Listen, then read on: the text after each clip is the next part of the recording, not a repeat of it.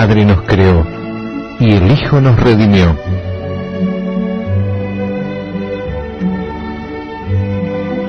Conocer y amar a Dios exige el esfuerzo de la inteligencia y la rectitud del corazón.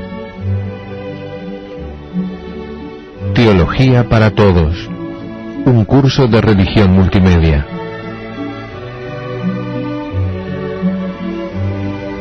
En el nombre del Padre, y del Hijo, y del Espíritu Santo. Amén. Bienvenidos, queridos amigos, a nuestro 10º programa del curso de Teología para Todos. Bienvenida, Mónica, ¿cómo estás? Muchas gracias por tu presencia. Bueno, estamos ya rondando la cuarta parte del curso. Este curso de Teología tiene 40 lecciones, ya estamos en la número 10.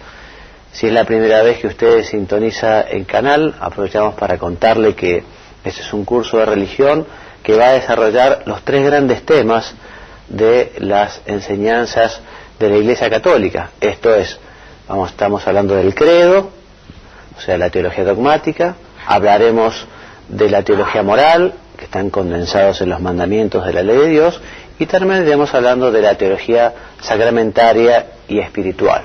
Hablaremos de los sacramentos, de la gracia y también de la oración. Estamos desarrollando el credo, les decía, y estábamos hablando de nuestro Señor Jesús. En las últimas clases hemos comentado y hemos pretendido demostrar la existencia histórica de Jesús. Y lo hicimos no solo a través de lo que dicen los evangelios, sino también a través de algunos historiadores, de autores diversos que no tienen nada que ver con la doctrina de nuestro Señor y otros documentos. Vamos a continuar hablando hoy entonces sobre nuestro Señor Jesús, ¿no? Y les decía ya la semana pasada que Jesús, nuestro Señor, tuvo muy en cuenta el demostrar su divinidad. Y Él demuestra su divinidad, demuestra que era Dios, demuestra que es Dios, a través de los milagros. Y así, el motivo principal de los milagros es para que creyeran en Él. El mismo Jesús lo dice: si ustedes no creen en mis palabras, crean en mis obras hablan por mí, ¿no? Te voy a pedir, Mónica, que me leas la noción, la definición o la descripción de qué es un milagro. ¿Cómo no? Los milagros son un hecho visible y perceptible por los sentidos que supera las fuerzas de la naturaleza. Se hace por Dios, bien directamente, bien por medio de los ángeles o de los hombres. Son el sello de Dios. Exactamente. Dios entonces es quien hace los milagros, y quien hace milagros hace porque tiene a Dios en él y lo puede hacer en nombre de Dios. Jesucristo había dicho muchas veces, si no creen en mis palabras, crean en mis obras. Mis obras dan testimonio de mí. Estos milagros, estas profecías, estos prodigios. Jesucristo hacía los milagros en nombre propio. Dice al viento: yo te lo digo, párate. Dice al mar: yo te lo digo, cálmate. Dice al paralítico: yo te lo digo, levántate. En cambio, San Pedro, los milagros que hizo, los hizo en nombre de nuestro Señor Jesús. Los milagros, evidentemente, ayudan a la fe, pero no la fuerzan. Los milagros no dan una luz tal que enceguezca al hombre, porque Dios ha querido que el acto de fe sea libre, que el hombre efectivamente pueda optar, y de hecho, efectivamente, ante los milagros del Señor, muchos rechazaron los milagros. Aunque los muertos resuciten, no van a creer, dijo Jesús, y así fue, porque Él resucitó y muchos no creyeron. No es lo mismo un milagro que un prodigio. Un prodigio puede ser obra de un prestidigitador o un fenómeno parapsicológico. El milagro existe en un contexto religioso. Por eso tampoco decimos que un demonio pueda hacer un milagro, podrá hacer algún prodigio, pero no un milagro que es propio de Dios. Evidentemente Dios puede hacer milagros, pero lo que no va a hacer nunca es algo que sea absurdo. El absurdo, un círculo cuadrado, por ejemplo. En fin, Dios no hace absurdos. De la historicidad de los milagros no puede dudarse, porque fueron muchísimos los testigos que vieron con sus propios ojos estos hechos que hizo nuestro Señor. E incluso muchos murieron por defender estas verdades. Incluso los mismos enemigos de Jesús no podían negar los hechos milagrosos del Señor, y por eso decían: este hombre hace muchos milagros, si lo dejamos todos creerán en él. Bueno, los evangelios describen detalladamente más de 40 milagros. Aquí hay una lista, no sé si los leeremos todos, pero te pediría, Mónica, por favor, si puedes enunciarlos para recordarlos. Sí, cómo no, las bodas de Caná, el ciego Bartimeo, la resurrección de Lázaro, la primera pesca milagrosa, el endemoniado en la sinagoga, la suegra de Pedro, la curación del paralítico, curación de los ciegos y un endemoniado mudo, la curación del leproso, la resurrección del hijo de la viuda de Naín, la curación del paralítico de la piscina de Siloé, la tempestad calmada, el endemoniado de Gerasá, la hija de Jairo y la hemorroísa, primera multiplicación de los panes, otros milagros en la región de Tiro y Sidón, el demonio mudo y la fe, la curación del ciego de nacimiento. Jesús cura a una mujer en sábado. En Caná y Cafarnaúm se realizan algunos milagros. Sí, o sea que son muchos los milagros del Señor.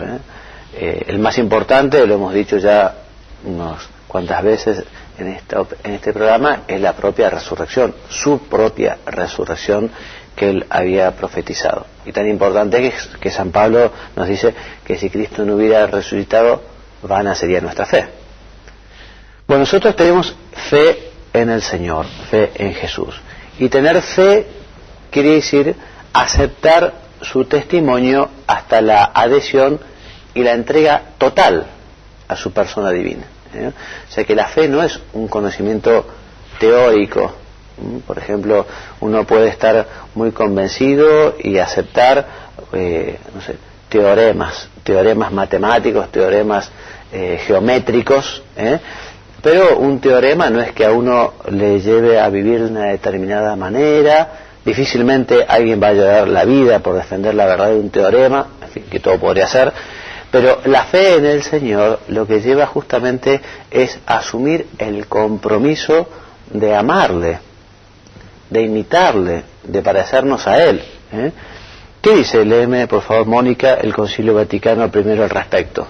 Menciona, la fe no solo es aceptar una verdad con el entendimiento, sino también con el corazón.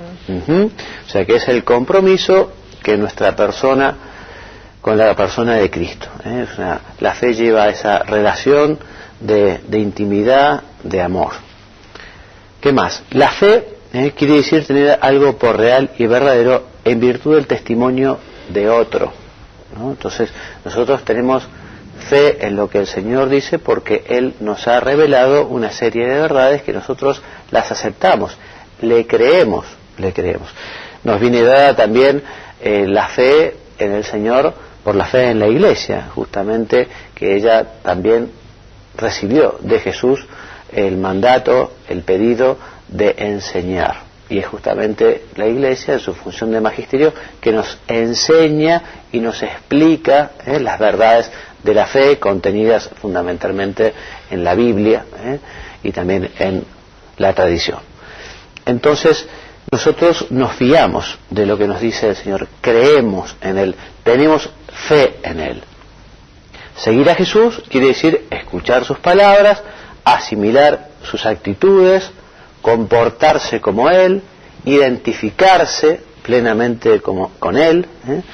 Tener fe lleva a tener un estilo de vida, una forma de vivir, un modo de ser.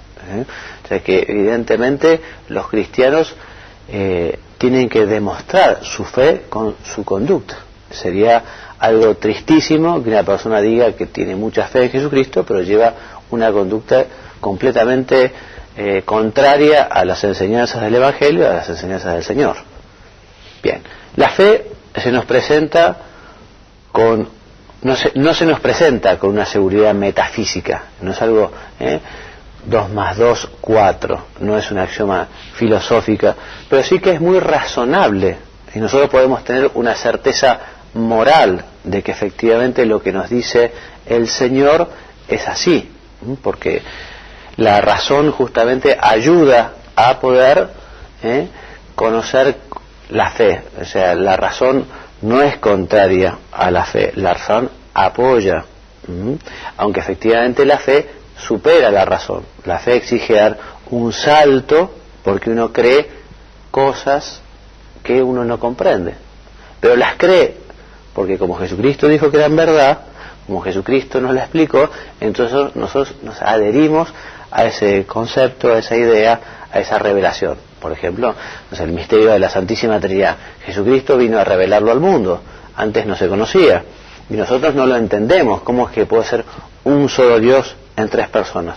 Pero si Jesucristo lo dijo, como yo tengo fe en Él, por eso yo lo acepto, aunque no lo termino de entender. Lo mismo el misterio de la Eucaristía o el de la Encarnación y tantas otras verdades reveladas por nuestro Señor. La fe es luminosa, la fe es iluminadora, optimista, esperanzadora, porque es razonable. El seguimiento de Cristo, seguimos diciendo un poco lo mismo, exige el esfuerzo por ir asumiendo las actitudes fundamentales que dieron sentido a toda su vida. O sea que evidentemente en la medida en que nosotros vayamos conociendo más al Señor, en la medida que nos vayamos enamorando de Él, conseguiremos ir viviendo como Él, siendo como Él. Vamos ahora a hablar de la redención. Mónica, si es tan buena, ¿me puedes leer el título que dice? Dios se hizo hombre para redimirnos del pecado y darnos la vida eterna. O sea que Jesús, Dios, la segunda persona de la Santísima Trinidad, el Verbo, tomó carne, se hizo carne como nosotros, en las entrañas purísimas de la Virgen María, para un fin muy concreto. Esto es, para salvarnos. Nosotros habíamos perdido la posibilidad de compartir la eternidad con Dios en el paraíso con el pecado de Adán y Eva. Después del pecado de Adán y Eva se cerraron las puertas del cielo. Y cuando Dios a Adán y Eva los echa del paraíso, por decirlo de alguna manera, Él les promete un redentor, les promete un salvador, les promete una nueva oportunidad. Esa nueva oportunidad, esa redención viene por Jesús, por nuestro Señor. Segunda persona de la Santísima Trinidad, que se hace hombre, que toma nuestros pecados y que Él paga. Redimir del pecado es rescatar a precio. Y nos rescató con el precio de su sangre, nada más ni nada menos. Decíamos, el pecado original que cometieron Adán y Eva, las puertas del cielo estaban, y Jesús dijo, aquí estoy. Yo pago estos pecados. Alguien que era hombre, que es hombre, y alguien que a su vez era y es Dios, la dignidad de Dios y el hombre que pide perdón al Padre. Jesucristo vino a salvar a todos los hombres. Todos estamos invitados a la salvación. Jesucristo además se manifiesta a sí mismo como el buen pastor que sale a buscar a la oveja que se pierde. Ahora, si la oveja no quiere volver, bueno, Dios respeta la libertad de los hombres. Por eso, el que se condena es porque no ha querido cooperar a las gracias que Dios le ha dado. Dios no condena, es el hombre el que le da la espalda a Dios. Él te crea para que te salves y desea que te salves. Pero como dice San Agustín, Dios que te ha creado sin ti, no te salvará sin ti. Y nos salvaremos en la medida en que tengamos fe en lo que el Señor nos ha enseñado y obremos tal como Él nos orientó. Quiero que me leas, por favor, Mónica, esta anécdota de la vida de Duns Scoto. Es verdad.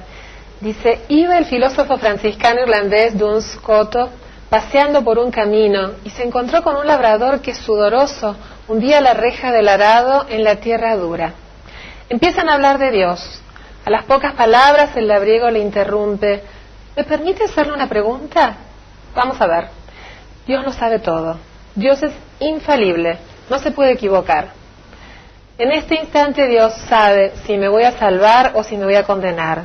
Ahora bien, si Dios sabe que me voy a salvar, por más que peque, me salvaré. En cambio, si Dios sabe que me voy a condenar, por más que me esfuerce, me condenaré. Por tanto, ¿para qué me voy a preocupar de hacer buenas obras? Dios conoce si te salvarás o condenarás, del mismo modo que conoce si este año recogerás una cosecha espléndida o lo perderás todo en una helada. Según tu razonamiento como Dios ya sabe lo que ocurrirá con tu cosecha y Dios no se puede equivocar, es inútil que te esfuerces en arar y sembrar la tierra. Recoge tu arado, vete a tu casa y espera a ver qué pasa. Y abriendo su libro de rezos, siguió su paseo por el camino adelante. El labriego se quedó sin saber qué decir. A pesar de la ciencia infalible de Dios, si él no sembraba, era cierto que no recogería cosecha. Y es que el recoger o no recoger cosecha, el que yo me salve o me condene, no ocurre porque Dios ya lo sabe, sino que Dios ya lo sabe desde ahora, porque de hecho ocurrirá después. Si tú dejas caer una piedra desde tu ventana antes de que llegue al suelo, sabes que dará un golpe. Efectivamente, a los pocos segundos oyes el golpe. Pero el golpe no ocurrió porque tú lo sabías, sino que tú lo sabías porque de hecho iba a ocurrir necesariamente. La diferencia está en que nosotros solo podemos conocer el futuro cuando éste depende de las leyes físicas necesarias. En cambio, Dios conoce también el futuro de los seres libres, pues por él no pasa el tiempo. Dios conoce ya la película de tu vida y sabe cómo va a terminar, pero la película la haces tú, libremente, voluntariamente. Saldrá lo que tú quieras. Si yo veo grabado en video un partido de fútbol al que he asistido personalmente, sé de antemano el resultado, pero no por eso soy responsable de la goleada. Dios conoce mi futuro, pues para Él todo es presente, pero mi futuro depende de mí.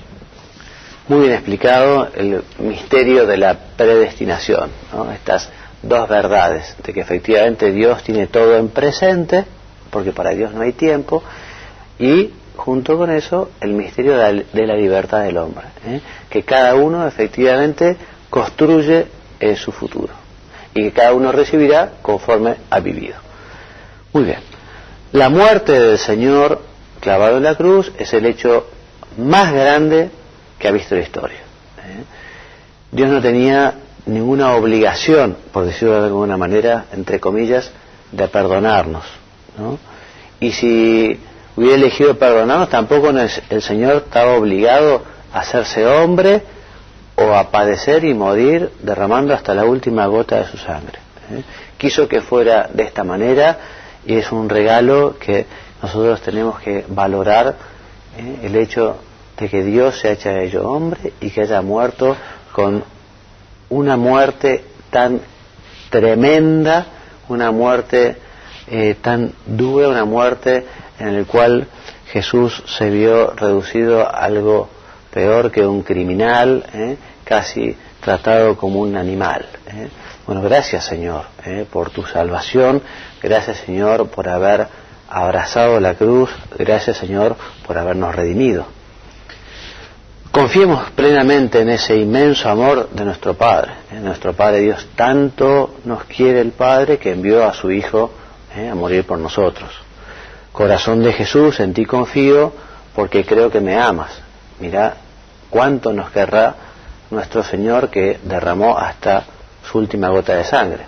Y no solo por los judíos o los romanos del siglo I, sino por cada uno de nosotros.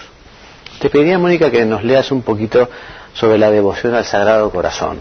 La devoción al Sagrado Corazón de Jesús nos consigue grandes beneficios por Él prometidos, sobre todo nuestra salvación eterna, si comulgamos 9 primeros viernes de mes seguido, como Él mismo prometió a Santa Margarita María de Alacoque.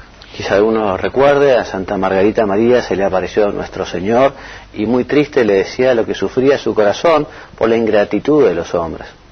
Y especialmente decía el Señor por aquellos que tienen obligación de quererle, por aquellos que se ven comprometidos a quererle. Tenemos que desagraviar el corazón de Jesús, que sigue sufriendo muchísimo por los pecadores. Y ya que hay gente que lo tiene tan abandonado, vamos nosotros a tratar justamente de compensar, como hacen los buenos hijos con sus padres cuando uno de ellos se porta mal, que trata de compensar, de hacer algo, de reparar, de sumar, ¿no? Seguimos avanzando en el misterio. Jesucristo después de su muerte, resucitó y se fue al cielo. O sea, Jesucristo, después de ser crucificado, estuvo muerto y enterrado 3 días. Y luego resucitó. ¿Qué quiere decir resucitar? Que se volvió a unir el cuerpo con el alma. Y lo hizo para nunca más morir. Esta verdad, la de la resurrección, es un dogma fundamental de la enseñanza cristiana. ¿Qué nos dice San Mateo en ese sentido? Mónica, léenos por favor. Dice San Mateo que los fariseos mandaron a sus soldados que habían estado guardando la tumba que dijeran: sus discípulos vinieron de noche estando nosotros dormidos y lo robaron. Y en ese sentido, ¿qué explica San Agustín? Pero San Agustín dio a esto una respuesta definitiva. Si estaban durmiendo, no pudieron ver nada, y si no vieron nada, ¿cómo pueden ser testigos? Una lógica perfecta. Los 4 evangelistas relacionan el sepulcro vacío con la resurrección del Señor. San Mateo nos dice: no está aquí, pues ha resucitado. San Marcos nos dice: ha resucitado, no está aquí. San Lucas, ¿querés leer por favor, Mónica? Sí, no está aquí, sino que ha resucitado. ¿Y San Juan? Juan vio la sábana que había cubierto el cadáver de Jesús yaciendo en el suelo y doblado aparte el sudario que había estado sobre su cabeza. San Pablo también nos habla de la resurrección de nuestro Señor en su primera carta a los tesalonicenses, que es del año 51, y nos dice que efectivamente nuestro Señor Jesús murió y resucitó. Y también en la primera carta a los Corintios, que es del año 55, nos dice allí que Cristo al tercer día resucitó. O sea que la resurrección de Jesucristo es totalmente distinta a la de cualquier otra resurrección, porque Lázaro, por ejemplo, resucitó, pero volvió a morir, y además Lázaro resucitó por obra de nuestro Señor. Jesucristo resucitó por sí mismo, por su propia fuerza. Lo mismo el hijo de la viuda de Naín, vuelve a morir. Jesucristo resucita para nunca más morir y ahora se encuentra en el cielo en cuerpo y alma. Bien, y las apariciones de Jesús son un motivo de credibilidad en la resurrección de Cristo. Recordemos que Jesucristo resucitó y estuvo mucho tiempo, 40 días más estuvo resucitado y lo vio muchísimas personas. Más de 500 personas habrían visto a Jesús resucitado, más de 500 fueron los testigos de su resurrección. Bueno, y hasta aquí entonces nuestra lección del día de hoy. Dios mediante, la semana que viene continuaremos hablando del misterio de la vida de nuestro Señor. Quería aprovechar para contarles que este curso que estamos desarrollando para televisión, ustedes pueden llegar a encontrarlo también en Internet. Toda esta documentación que estamos analizando es fundamentalmente el libro Para Salvarte del padre Jorge Loring, ¿no? Y en un sitio de Internet que se llama oracionesydevociones.info, www.oracionesydevociones.info, allí podrán encontrar este libro, que es de más de 800 páginas, y allí yo lo que he hecho fue dividir este libro en 40 envíos, ¿no? Y por Internet lo estoy enviando, son muchos los inscriptos, desde el año 2004 lo vengo haciendo todos los años. Así que el que quiera recibir más información o esta información por escrito puede escribirme. Mi dirección de correo es juanmariagallardo, que es mi nombre, @gmail.com, el email que tiene Google. Así que los animo, si quieren recibir esta documentación, me escriben. También aprovecho para decirles que vamos a continuar, después de hablar del dogma de la fe, de los mandamientos de la ley de Dios, y finalizaremos nuestro programa en las últimas lecciones, nuestro curso, con la teología espiritual, hablando sobre la oración. Vamos a dedicar por lo menos 2 programas a un tema que es apasionante, que nos lleva justamente a poder comunicarnos, poder hablar con el Señor, poder escuchar al Señor. Bueno, me despido. Muchas gracias por la presencia de ustedes. la semana que viene, Dios mediante, aquí mismo. Gracias, Mónica, por haber venido. Espero que les sea de gran utilidad. Yo cada vez que preparo estas lecciones, que lo hago con bastante esfuerzo, realmente disfruto los temas, disfruto los textos. Ojalá ustedes también lo puedan aprovechar. Y ya les digo, si quieren profundizar un poquito más, me escriben y yo les mando los textos para que puedan estudiar del libro, puedan imprimirlo y puedan conocerlo. Muchas gracias. Hasta la semana que viene, si Dios quiere, y les doy la bendición. Que Dios los bendiga y los haga muy santos. Amén. Adiós.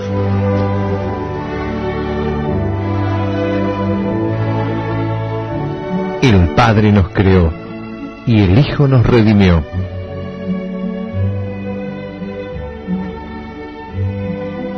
Conocer y amar a Dios exige el esfuerzo de la inteligencia y la rectitud del corazón. Teología para Todos, un curso de religión multimedia.